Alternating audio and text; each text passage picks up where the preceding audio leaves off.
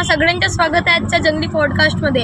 अजून आज आम्ही आपल्या गावातल्या फेमस रील स्टारसोबत त्यांचा पॉडकास्ट घेणार आहोत। ते आज आपल्या लाईफस्टाईलबद्दल आपल्याला सांगणार आहेत। तर स्वागत आहे आमच्या फेमस रील स्टारांचा मानव आणि शिवम। सर्वात आधी मानवला विचारत आहे की तुम्ही आपल्या लहानपणीचा एक किस्सा आमच्या प्रेक्षकांना सांगावा। मी तुम्हाला आताच्या काळात सांगत आहे। माझ्या मित्राला सूत्री बॉम्ब घेऊन शिवम मला सूत्री बॉम्ब घेऊन तेथील लहान सुलीची वाट होती। माझ्याकडे होते 2 दंड्या। मी एक दंडी जळवले, तोंडात भरले, मग धुवा काढले, मग एक होती आखरी, तिला घेतलं पेटवलं, पण ते काय पेटली नाही। मग आ गेला शिवम मेरा भाई सायकल से अपने घर की माचिस लाने। माचिस तर घेवायला गेला ना, आणलं पण आहे। मग हा नाही का यानं फटाका जळवलं म्हणजे सॉरी माचिस जळवलं आणि फटाका लावलं। मला वाटले आता याला फेकेन तर ते विजून जाईल, तर आखरीवरी राव दिले, त्या धमनाडी फुटला मग हातावर। मग हात येता पुरा सुजला होता। आता थोडा बरा तरी झाला। हा माझ्या आत्ताच्या बहुत जबरा कांड होता। हे माझे आपले 2 शब्द बोलून आपलं संपत आहे। आपण शिवमला त्यांच्या लहानपणीचा किस्सा विचारणार आहोत। तर मी तुम्हाला आता आपल्या एक किस्सा म्हणजे गोष्ट सांगत आहे। मी तुम्हाला माझ्या घरची एक शेळी, तिला मी चारा टाकत होते। तिच्या साईडच्या 7-8 महिन्याचा बच्चा होता, तिच्या तो साईडला बांधला होता। मग मी त्या बच्च्याला वाटले की मी शेळीला चारा टाकत आहे, त्या बकऱ्याला नाही टाकत आहे। मग मी त्या बकऱ्याला म्हणजे शेळीला चारा टाकायला गेले। मग त्या बकऱ्यानं मला बहुत जोराने मारले मग मला बहुत दर्द झाले। मग मला उठायला तकलीफ होत होती। मग मी पप्पाला आवाज मारले। हाच माझा एक खतरनाक किस्सा होता।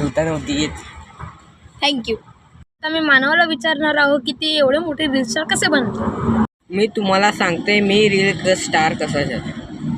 मी होते 1ली-2री मध्ये, तेव्हा असे लोक व्हिडिओ बनवत होते, तर मी ते पाहत होते। व्हिडिओ पाहत होते मी त्याचे।